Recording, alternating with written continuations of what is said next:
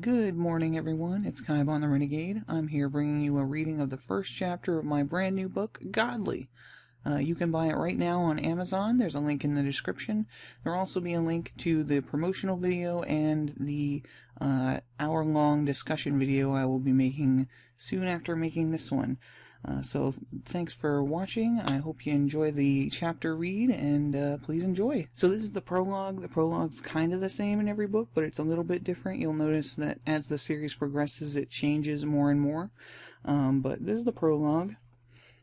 This is the tale of a legendary warrior, a god of Greece who brought order back from chaos, shared it with whom he loved, and was forgotten by time.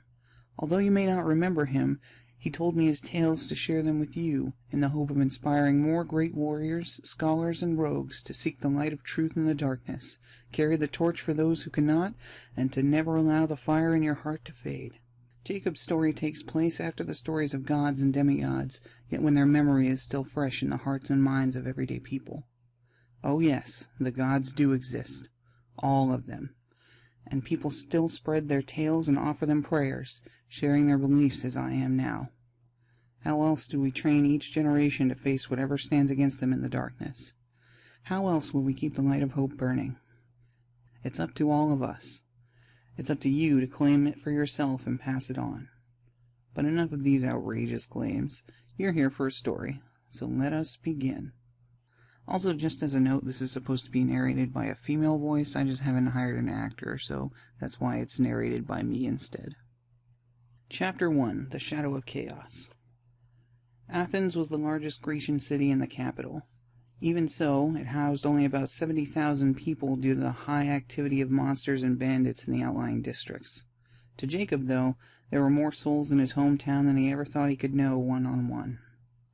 At the tender age of 14, he was still lost between the child he'd been and the adult he would become, and on a morning that broke with the sun shining so brightly, he was still oblivious to the day that would end so very differently. Jacob woke with a sun-glazed kiss of warmth and light on his face. He flung off his blanket and leaped from his bed, stumbling slightly as his feet touched the cold floor. With an oversized yawn and a bigger stretch, Jacob headed to the restroom. He washed his face in the stone basin and then fixed his morning mop of hair in the shiny disc of bronze copper that hung on the wall above it. His green eyes stared back at him after he had patted down his short brown mane with water, and he returned to his room and dressed himself in his traditional white peplos, a tunic-like garment that draped over his shoulders and left his arms uncovered. The boy headed for the door and put on his sandals, wrapping the leather around his ankles and shins to keep them in place. His father wasn't home as usual. Being captain of the guard kept him busy at many hours of the day. This didn't bother Jacob. In fact, he was proud of the service his father provided their community. Jacob had high hopes to join the elite guard one day and protect his home, allowing more youths such as himself to flourish and grow. He just wished Damon felt the same. Jacob gathered his thoughts and headed next door to his neighbor's home. He sat on their front steps and plucked a piece of straw from the pile next to him, sucking on the stem. He thought about trying to practice playing a grass whistle, but last time he had, Damon's father had scolded him, so he thought it best not to. Jacob waited on the steps for about 5 minutes, watching the sun rise a bit higher before growing impatient. He stood and turned around to face the door just as Damon was exiting, looking bedraggled as usual. His icy blue eyes had light bags beneath them, and his dark brown hair was down to his ears, matted, and going in every direction. Jacob greeted him with a smile. Damon reciprocated with a yawn and a gentle wave, and they began walking toward the city center. As they drew closer, they began seeing more people going about their daily chores. Children ran through the streets playing tag or fighting with sticks. They approached the guard barracks and were let through by the 2 watchmen there, one of whom was named Gregory. He stood a bit shorter than most men, but had an excellent heart, and Jacob had heard he once defeated a bear with little more than a knife. The hearty stubble on Gregory's face reminded Jacob of his father. Strangely, Jacob didn't recognize the other guard, and normally only those who had earned great honor were allowed to keep watch over a place of importance such as this. Although the position of his face didn't move, the guard's eyes were trained on the boys as they entered the barracks, cracking a grim smile as they passed. They were greeted by the usual smell of sweat, bread, and porridge. They walked by several guards, waving to those they knew well, and entered the gathering hall to the left of the entrance. There was a large table with 7 other young men and a girl named Anemone, who, although she was named after the wind, acted much more like a stone, with a sturdy and nearly unapproachable attitude. But Jacob had always had an eye for people who had defied expectations, and he greeted her with a warm smile and a wave. She waved back, but didn't even look in his direction. Jacob stifled a laugh. He knew how mad she would get, even if she didn't understand why he was laughing. He and Damon sat down across from her, next to a lanky young man named Miles. They partook in breakfast, Jacob eating his fill, and Damon eating about half of what he was portioned. As they finished, Jacob's father, Captain Demetrius, entered the room, and all chatter and laughter came to an abrupt halt. Demetrius was a very large man, with a scar over his right eye, making it unable to open. His curly brown hair meshed into his burly full beard, which was wider than it was long. The boys in Anemone all stood at attention, ready for their daily training. Demetrius's gruff, booming voice echoed throughout the hall. "Good morning, children." They responded in turn as loudly as they could muster. "Good morning, Captain!" "Today is the last day to prepare for the examination to join the city guard. You all understand that this means during times of war, if you are allowed into the city guard, you will be the first drafted into the military." The children nodded expectantly, waiting for him to finish. "Today we will be running combat drills to ensure your success in the final test. Matteo, come forward now," he called, and a moment later another large, grizzled man stepped forward into the dining hall from the barracks. Matteo was a renowned hero in Greece, having both served alongside Spartan warriors during the Greek-Persian War and assembled an extensive list of monsters he had slain during his service to the city, including a Venus pterygon, a great plant beast that feeds on humans. Although Jacob had never seen one, he had trouble understanding how a giant flower could be that deadly, much less survive on humanity at all. Matteo had long brown hair down to his shoulders and a large scar coming up from his jaw over the left side of his face, ending just above his lips. Although obscured by his beard, the scar had appeared to run all the way down his neck to his chest. One of the boys sitting near Jacob and the others was his son, Klaus. Klaus was easily the smallest of the group, even smaller than Anemone. Klaus looked excited to see his father, but restrained himself from speaking out, as Jacob had done before him. When he was ready, his bronze armor shimmering in the sunlight streaming through the window, Matteo spoke. "Listen up, children. Tomorrow you will be running an obstacle course, then demonstrating proper weapon care and safety. Finally, you'll be facing me in one-on-one combat." The room gasped, and most of the children looked at Klaus, who wore a sour expression, waiting for Matteo to continue. "You will not be expected to defeat me.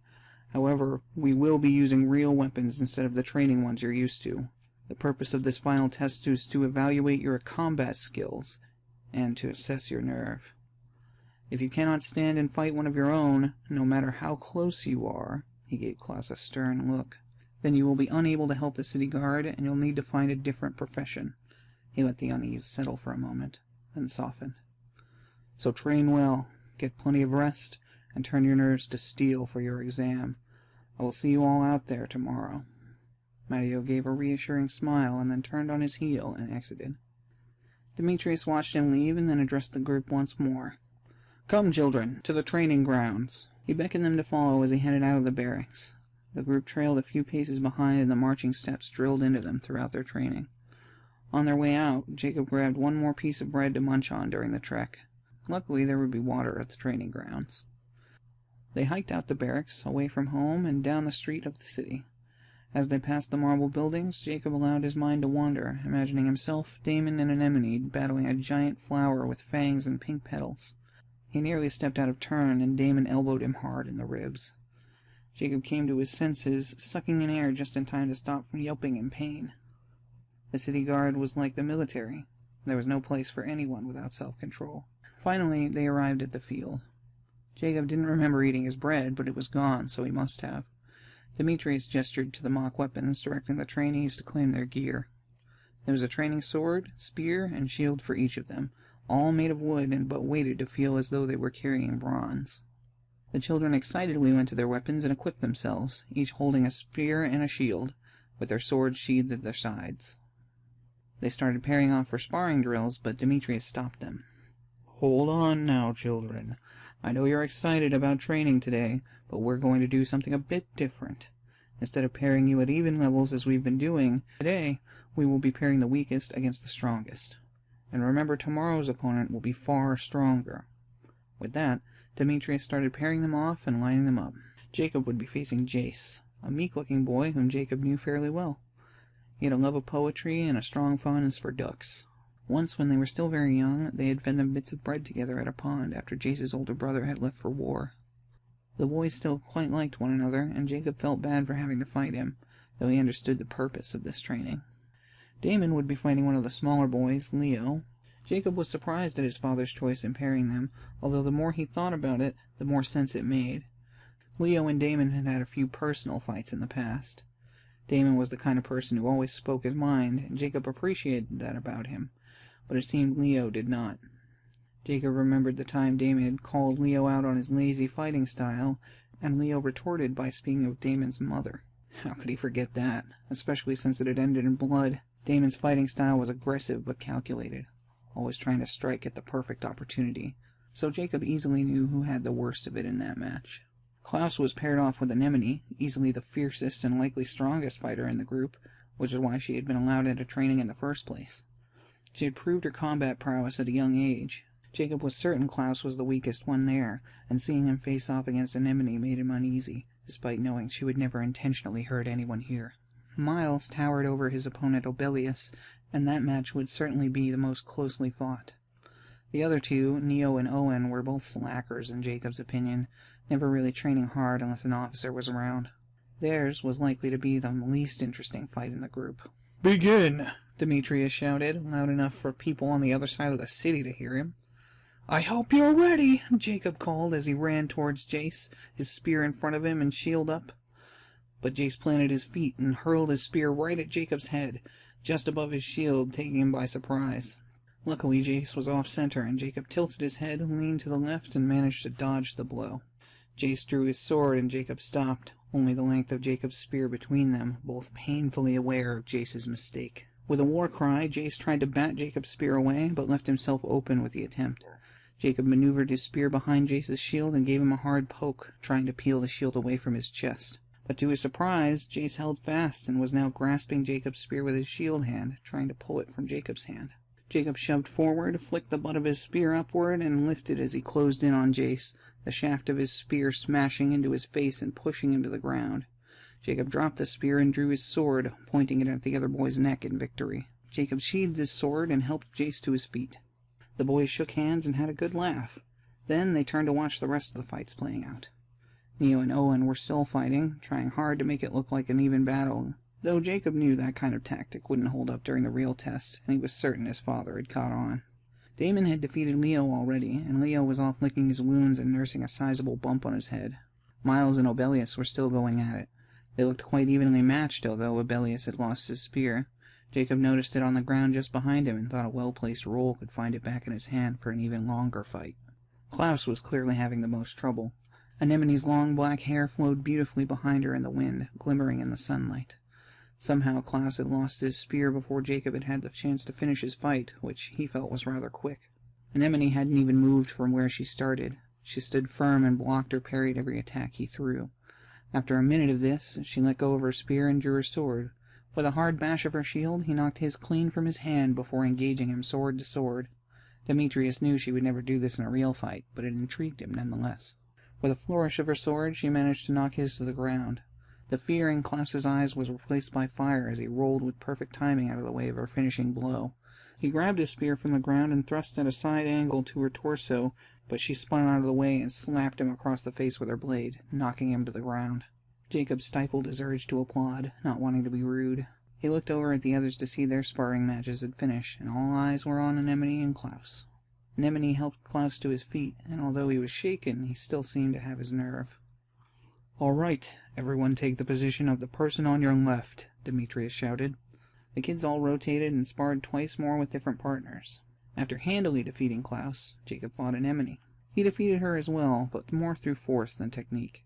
She had the advantage in speed, but once he had peeled her shield, she was finished. For his fourth challenge, Jacob knew he would be fighting Damon. They had fought many times before, but every time they sparred, the two of them would try and fight to the finish. They were relentless, battling well past victory or defeat. They would both end bruised and bloodied unless someone pulled them apart. Jacob knew how on edge it made the other kids feel to watch them square off. He hoped, though, that it might inspire the others as well, because they put everything they had into a fight against an opponent they were evenly matched with. Still, Damon always told him he's having it go to his head. The two had nothing against one another, regardless of a lifetime of childish squabbles. They just both loved the thrill of a fight, and nothing was more exciting than an opponent who would continue to the bitter end, using every ounce of strength to take the other person down. They took their stances and waited for Demetrius to call the match, smirking confidently at one another. "That's enough for today, children," Demetrius called out. Jacob dropped his guard, disappointed. Damon relaxed his stance and scowled, annoyed. Their number one favorite opponent had always been each other, and here they were, robbed of an exciting battle they would relish. "For this evening, children, your training is over," Demetrius continued. "I've seen your skills, but you won't grow stronger by pushing yourselves overboard just before the examination. You young warriors are finally trained, and now you may go and enjoy the rest of your day. And don't forget to prepare carefully for tomorrow." Demetrius waited for Jacob on the street. Jacob asked Damon if he wanted to do something after this, and he did, so they hurried to remove their gear and went to greet Jacob's father. "Hey, Dad," Jacob said with a smile. Demetrius cheerfully greeted them. "Ah, boys, come, we have something to talk about." Jacob found it odd that he seemed more cheerful than normal while speaking, and then the moment he started leading them away, his expression grew far grimmer. Demetrius took them to Damon's house to speak with the two of them alongside his mother and father, Clymene and Peter. Clymene was always a delight to be around. Her blonde hair was striking among the Greeks. There were only 2 or 3 other blonde people in the city. It suited her cheerful personality wonderfully. Jacob wondered if maybe that had rubbed off on him more than on Damon. Peter, although a large man, had an almost wimpy demeanor on good days. Jacob and Damon would joke that despite being a carpenter, he couldn't lift a simple hammer or a couple of nails. The 3 parents sat the boys down and peered over the table at them. The atmosphere had inexplicably shifted from excitement to apprehension. Peter nodded at Demetrius, who addressed them first. "Listen, boys, I know the other kids have called you names for being adopted, but there's more to it than that." He glanced at Clymene, who gestured for him to go ahead as Damon started to seem worked up. "We're all glad that we told you when you were young so that you had time to come to terms with that. We want you to know that we love you under no uncertain terms, but we've got something to tell you." Peter scowled at Damon, and his son backed down before he began. "We still don't know who your biological parents are, but there have been strange travelers asking about the 2 of you since you arrived here, asking about 2 children, one with green eyes and one with light blue." Demetrius cut in. "Whoever they are, we know someone is very interested in the 2 of you, for one reason or another, and all we want right now is to protect you. We don't understand these travelers' intentions, but we do understand one thing, and it's that they're powerful. We sent a small group of our best men to tail one of them, but none of them returned alive. All I have to say to you boys is to watch each other's backs, and don't leave the city." The usually unflappable Captain Demetrius wiped sweat from his brow and took a long breath before quietly urging, "Stay indoors if you can manage it, and for Apollo's sake, keep your heads down. We need time to learn more and formulate a strategy. We will permit you to take the guard exam tomorrow, but we'll have sentries all around, and we need you to remain vigilant even while taking the test." The boys sat still a moment, glancing at each other with unease as they tried to figure out what their fathers were telling them. Clymene looked very on edge. "We think they might attack during the exam," Demetrius answered without needing to hear the question. "We don't know who or what we're up against." Clymene prepared some dates, bread, and a light serving of cheese for lunch. The boys were trying to stay inside and be safe, but there was so little to do. Of course, the first thing they'd find would be horsing around, and as usual between this pair, push moved to shove, jumped to punch, switched to elbow in the neck, spun to kick in the kidney. That is, until Clymene gave them each a firm whack on the head and pulled them apart. "If you 2 keep fighting each other in my house, I'm going to show you what it really means to fight, you know?" Her smile grew so large and curled that they could have sworn that Hades himself was smiling at them. Their heads bobbed up and down in frightful agreement as they backed themselves to the door, turned, and ran out. They ran to the end of the road, slowing to a walk to blend into the crowds in the market. They started scanning for Anemone, finding her and Jace soon enough at a stall selling baklava and other yummy pastries. Jacob eyed the beef and shrimp kebabs at the next stall, wishing he could try one, but his pockets were empty. The seller was an older man with a long white beard who Jacob recognized as Old Man Yeager, whom he remembered as a boy telling him his stories of his youth and how he'd lost his hearing. The old man beckoned him and all of his friends to come to the booth and gave them each a kebab of their choice, free of charge. "You kids trainin' fer t' guard. Warms me heart to see young'uns tryin' to do something bigger 'n themselves. You kids come back and have some more sometime, and don't forget to bring up the spirits of the others. If you're ever feelin' down, come and talk to old man Yeager, you see." The kids had a quick laugh and thanked the old man. They appreciated his kindness, and although he was a little eccentric, they knew he was a great boon to the city, who, despite his hardships, was always helping those around him stay light-hearted whenever tough times arose. The 4 guard trainees continued walking through the shops and stalls. Anemone was looking for a headband to keep her hair back during matches. She had broken hers at the beginning of her fight with Klaus. Jace didn't need anything and didn't have any money anyway, but he sure was glad old man Yeager had been so happy to see them. As they strolled around the market, Jacob thought he saw someone in a white hood poking their head around a corner of a building, but by the time he had gotten to the alley to check, they were either gone or they had never been there to begin with. He couldn't be sure, but he decided it was time to get inside. Anemone had bought a new bronze headband, and the merchant even bought her old one. Jacob gathered them up and suggested they head for their usual spot. There was a small cave he, Damon, and Anemone would often meet up in when there was nothing better to do. As for Jace, until now, he and Jacob had always met at his family's pond if they needed any privacy, as Damon and Anemone weren't exactly Jace's biggest fans. They sat down on a stone ledge a couple of meters under the cave ceiling, where Jacob and Damon relayed what their parents had told them. Jace just listened, speechless and sympathetic. Anemone, however, was completely aware of their family situation, listening carefully and with wide eyes as they continued, explaining their situation as their parents had for them. The 4 of them sat in silence for some time. "Remember that time when we were 8 and we found the old Firebird, but we didn't know what to do with it?" Damon asked, reminiscing. Jace hadn't been there, but Anemone and Jacob remembered. 3 of them were no taller than half the size they were now, and they had found an elderly phoenix. It was badly injured with a broken leg and wing. They had brought it to this cave to care for it, but despite their efforts, the bird refused to eat and died anyway. The 3 of them had watched the life leave the bird's eyes, tears streaming down their faces, and suddenly the bird was engulfed in flames and burned to ash before them. As they continued to mourn for the bird, a few minutes passed when a dim light flickered in the ashes.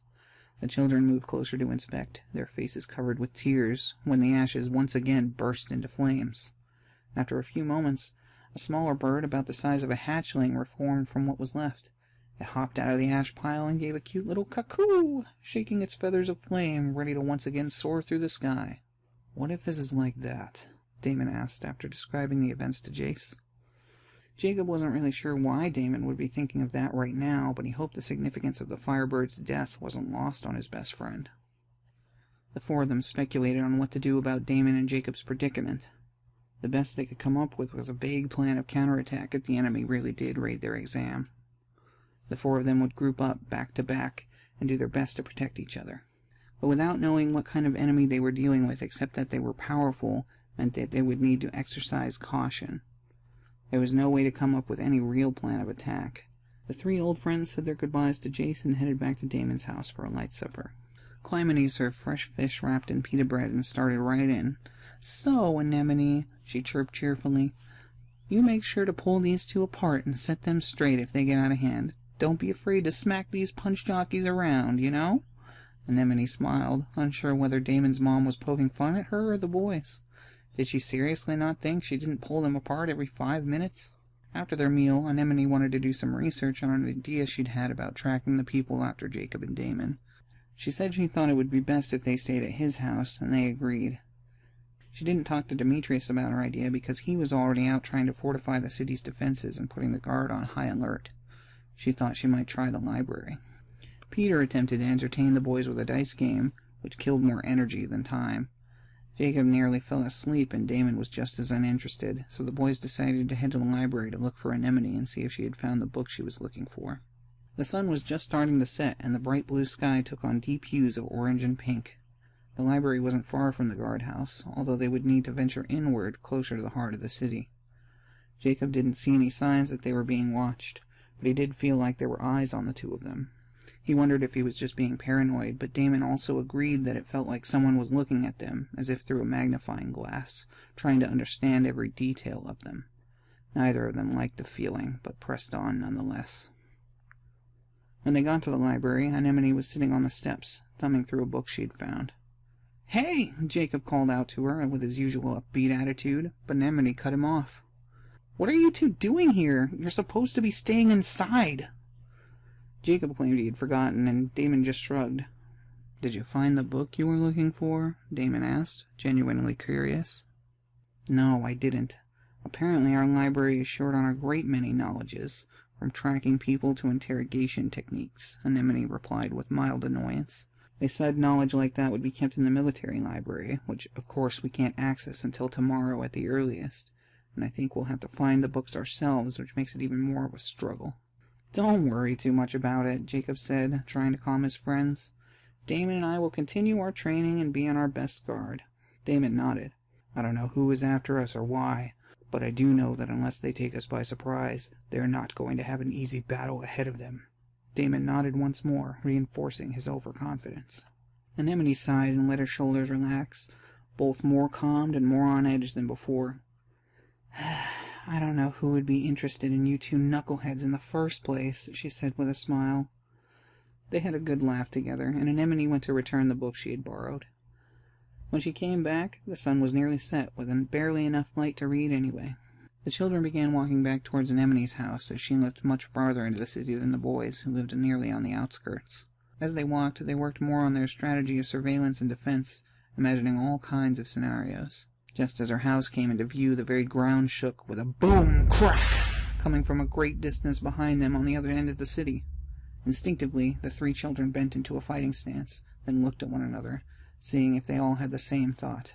They did. As one, they rushed into the guard barracks, which had oddly been left unguarded, grabbed real weapons instead of training gear, and took off for the other side of the city.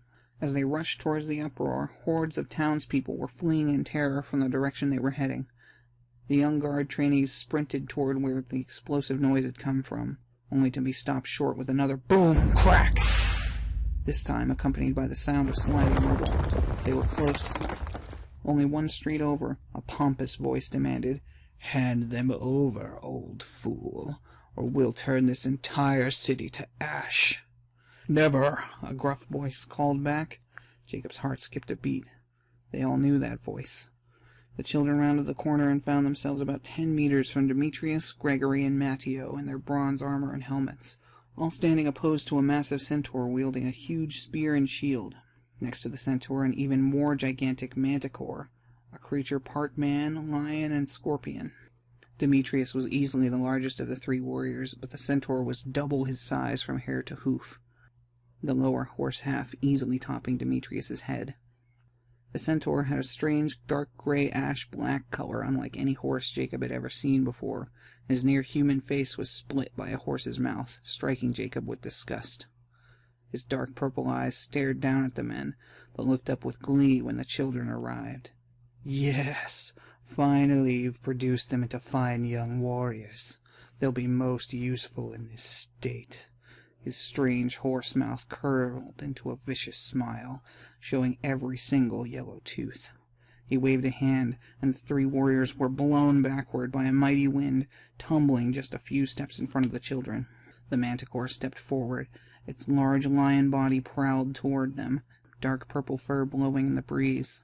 A bright purple scorpion tail rose from behind it, proudly showing the light green venom dripping from its point.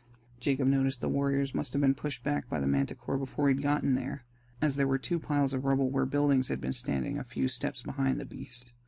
The bodies of 3 other guards lay in the rubble, and his stomach nearly twisted. The centaur approached a few steps behind the manticore. Demetrius bellowed, "Jacob, you kids have to get out of here. There's too much we don't know, and we can't let them take you. Who knows what sort of vile things they have in mind?" Demetrius's words were cut off when the spear of the centaur thrust through his neck. "Silence, fools. Know your place," was all the centaur had to say. Enraged and not even registering their shock, Jacob, Damon, Anemone, and Matteo stepped forward, prepared for battle. Gregory jumped in front of the children, begging them one more time to leave, but his pleas fell on deaf ears. The scorpion stinger lunged forward from behind the manticore, crashing through Gregory's body and knocking down the building beside them with another boom and crack as the manticore's tail returned to its striking position. A tear fell down Jacob's face as he mourned his fallen comrades, but he stood strong between Damon and Anemone, ready to fight to hell and back if he needed to. The sun had now fully set, and the streets were illuminated by what few torches were left standing. A faint purple glow emanated from the beast as the centaur began to laugh, his wild and imperious voice growing hoarse with exertion, as if he didn't use it much. The manticore loomed closer as it returned to an attacking position. "Here's the plan," Matteo whispered to them. "We need to get that manticore to sting itself. Then we can work on outlasting it and driving out the centaur. Agreed?" The children were rooted, wide-eyed at his plan, but Jacob and Anemone nodded in agreement. Damon stepped forward and held out a hand behind him in a signal to stand back. He stepped forward with a cocky smirk on his face. "Who are you, and why are you so interested in us?" Damon asked. The centaur had stopped laughing already, but all joy drained from its face at the question.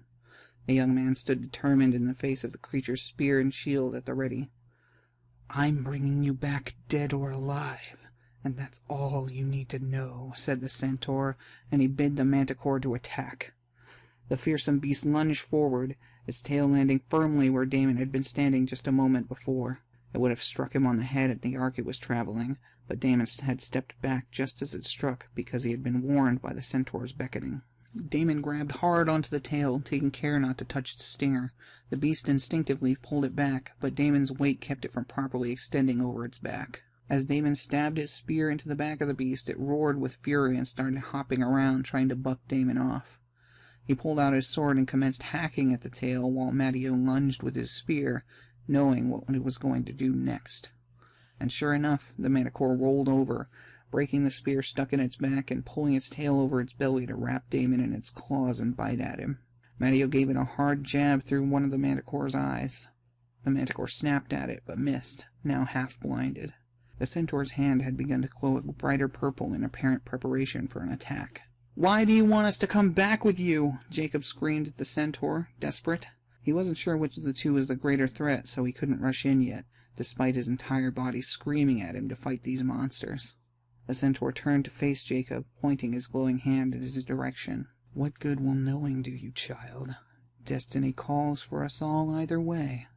The centaur waved his hand, forming a blade with the energy it gathered. Then he waved his hand downward to form a long handle. The purples within the blade changed color to a bright pink until the centaur was holding an entirely magical yard-cutter's scythe with a hook on the end of its blade. "Magic," Jacob thought to himself with a gulp. He was concerned about how powerful this creature might really be. Maybe it was time to pull back. But Damon and Matteo were already engaged. The centaur continued forward, once again cackling, delighting in his cruelty. Jacob readied himself, knowing the centaur was likely to pull at his shield first. But Anemone had already decided to take the initiative and struck at the monster's hooves with her spear. The centaur didn't kick forward, but instead bent down and shield bashed her hard, sending her flying. She smashed hard into a marble pillar. The orphaned boy stood facing the beast alone, while his friends were rolling around trying to stop the manticore. It seemed hopeless. Jacob heard a voice in his mind, different from the centaur's. "Give up, child." "Never," he answered aloud. It began whispering, again and again, faster and faster. "Give up, child. Give up, child. Give up, child. Give up, child. Give up, child." "Never!" Jacob screamed in his mind with every fiber of his being. The whispering hadn't stopped, but the fire in Jacob's heart would never fade. He dug down into that fire to find a way when the bronze spear in his hand burst into flames. He went for the monster's abdomen, and without even connecting, the spear lit up the centaur, which was almost entirely covered in hair. Jacob dodged a wild slash from the scythe as the beast screamed out in pain. He decided his best move was to just let him burn and see if he could help the others.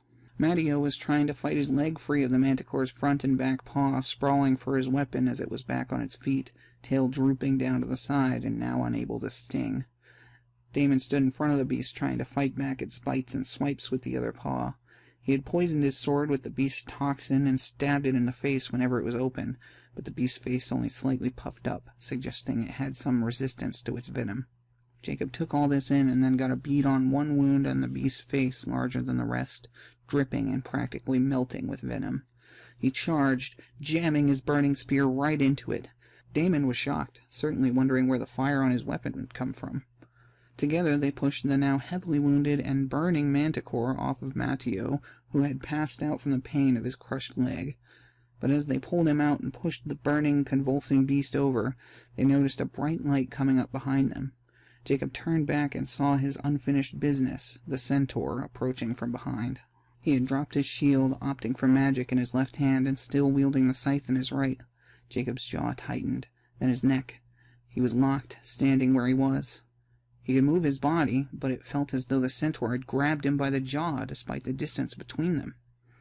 It felt as if there was something smooth under his chin, in the shape of a hand, and it was glowing bright purple and very distracting. Yup, definitely magic, he thought as he tried to free himself from the beast's grasp. His body was completely free to try and squirm away, but the hand held him by the chin completely and started pulling him closer to the centaur. The scythe rose into the air and the centaur slashed at Jacob's throat, but Damon stepped in and blocked it with his shield. Unfortunately, the scythe pulled his shield away, and all they had between them now were their swords. Jacob reached out with his heart, trying to make his weapon catch fire again, hoping against hope it would work. Sure enough, his blade burst into flames as his spear had, and the centaur backpedaled quickly in fear of the flame.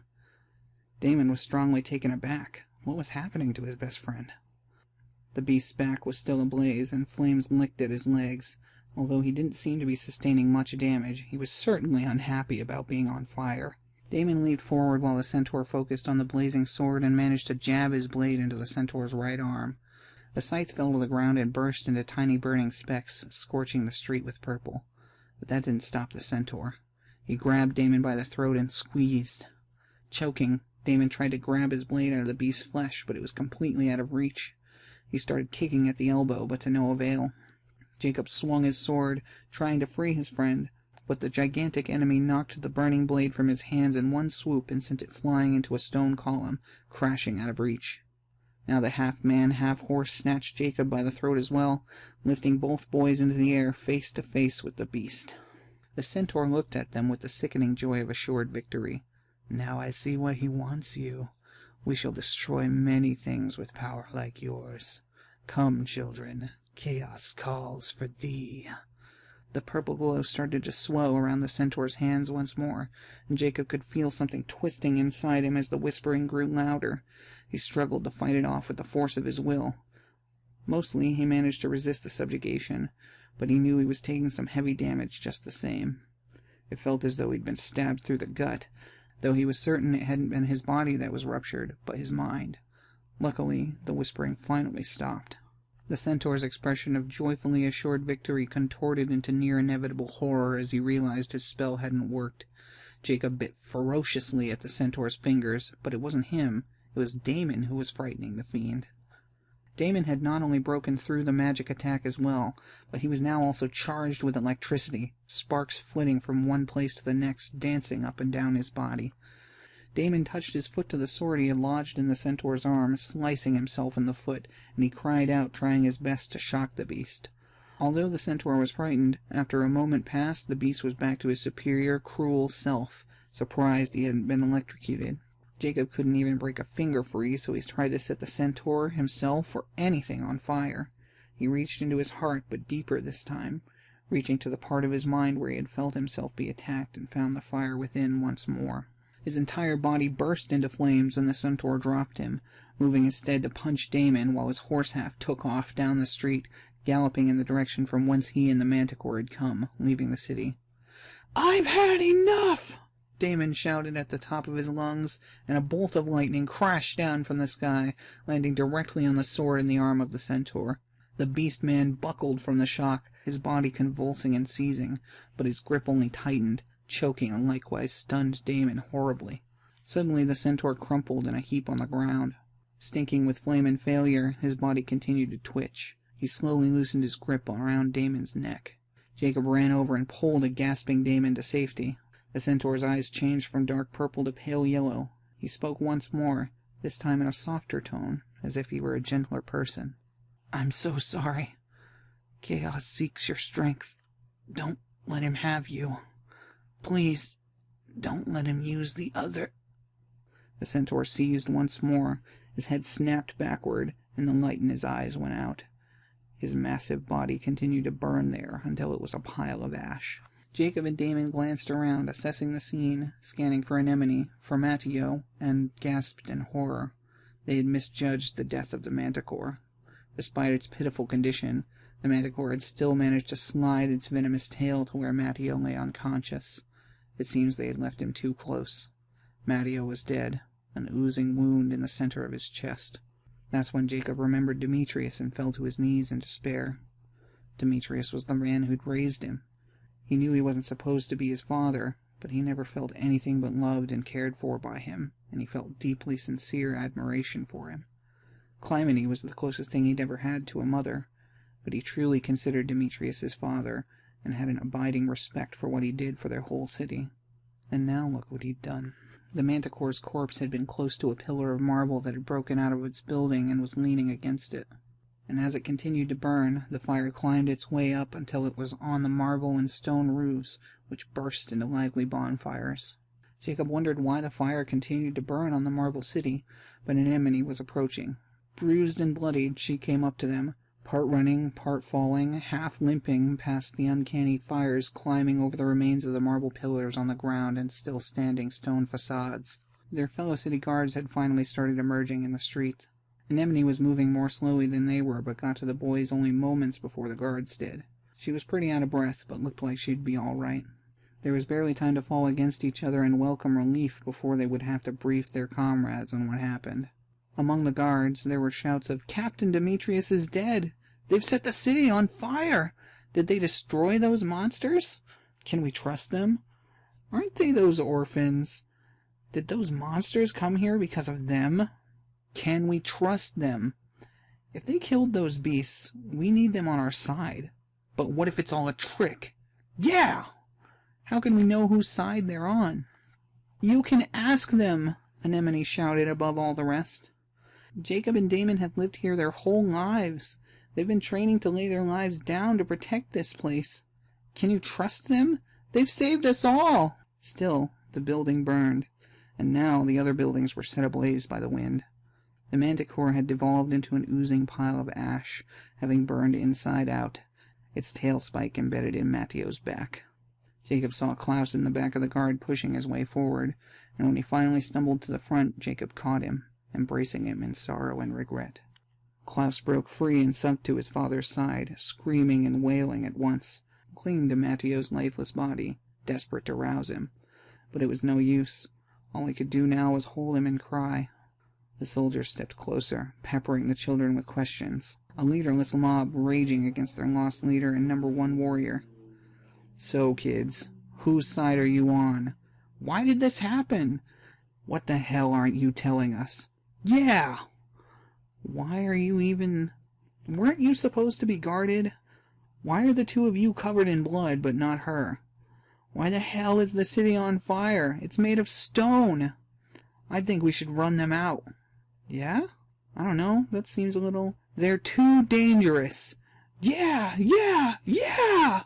The mob grew more unified and more forceful as they finally charged toward them, leaving only a small group pleading for them to stop. Jacob and Damon started squaring up, but stopped, reluctant to fight the people of the town they grew up in. But Anemone could see where this was going and grabbed their arms, leading them away with everything she had left, pulling them and sprinting as hard as she could. They both allowed it and started running with her. They ran as fast as they could and left the city behind. Neither of them wanted this, or really even understood what was happening. When they reached the tree line to the bordering Lyta forest, the boys stopped. "Anemone," Jacob gulped, a little winded. "You're our best friend, but I think you should go home." He was immediately a little disappointed in himself for speaking to her that way. "Listen." Anemone smacked him hard across the face. "I'm coming with you, whether you like it or not. I can't let you two run around without help." She was so mad at the idea of it she could have punched him, but she pulled herself together to hear them out. "Jeez, you hit like a manticore." Jacob rubbed his cheek. "Listen, it's not that I don't want you to come, Anemone. It's not that I think it will be too tough for you or something stupid like that. You deserve to spend more time with your mom and dad." Jacob could only think of Demetrius as the words left his mouth. Damon and I can take care of ourselves, and we'll be back. I promise. Please, we just want you to have a nice life, instead of being an outcast, under attack by some crazy secret guy and our own. Speak for yourself, Damon cut him off, practically spitting the words at him. He didn't even look at Anemone when he surprised them both with his harsh words. Go away. You'd just slow us down. Jacob grabbed Anemone's arm before she could slug him, barking back, You know that's not true, Damon. Yeah, so what if it's not? Our whole lives haven't been true either, so who gives a damn? He asked with contempt. I do, and she does. Apologize. He threw down his arms in frustration, but Anemone turned and started walking away from the boys, head low, fists clenched. Jacob wanted to cry out to her, to console her or say he was sorry, but he knew his words would only hurt her further. Well, I don't, and clearly she doesn't either. Just look at her walk away, Damon said as he turned his back on his hometown and entered the forest. Anemone turned around, furious, having heard every word, but for the first time ever she didn't come back and just hit him really hard like she normally would have. She fell to her knees and cried, her face in her hands, and there Jacob stood, torn between broken friends and bonds, unsure which direction he was going to turn. He longed for his home, for Demetrius and the city, and for his friends. Jacob knew no matter what, his home would never be the same to him, but he needed to find out who or what was after them. And he needed to make sure the next time some fool came for them, no enemy would ever have a chance to touch the people he loved. I'm so sorry, Anemone. Please take care of yourself. We'll be back one day. I promise, Jacob called into the darkness. But her weeping only continued, unhindered by his apology. Jacob had never seen Anemone so crushed. She had always been shy and quick to hide her emotions. The only people that ever got to see the real person underneath were Damon and himself. Damon could be a real jerk to her sometimes, but he'd never spoken to her like that. He usually knew she had the best intentions, and they really did care for each other, despite how neither ever wanted to show it. You see, Jacob knew what Anemone had never gotten to tell Damon, that she loved him. Jacob swallowed his agony and his anger, turned his back on his friends and his hometown of Athens, and walked into the woods, leaving behind his old life in search of answers. Alright guys, so that's the whole of Chapter 1. That was The Shadow of Chaos, Chapter 1 of Book 1. As you can tell, it kind of sets up like a cliffhanger-y kind of deal for the next chapter. I do that a lot. But yeah, anyway, if you guys like this, please leave a like on the video. Please buy and support the book. And if you want to hear more about Godly, I'll be posting that discussion video in the next couple of days. So you have that to look forward to, or you can always just buy the book and read it. The book is retailing on Amazon in paperback for $30, or you can get it in an ebook form for just $5. And if you have the Amazon book club deal thing, then you can actually get it for free. So it's a great deal. It's over 700 pages. Like I said, it's an entire 7-book series, and that was just the first chapter, so you really only got a taste. But yeah, if you guys like that, again, please leave a like. Thanks so much for watching. I've been Kaibon the Renegade. Next time we'll have that series discussion, and I'll see you guys there. I hope you have a great day. Bye.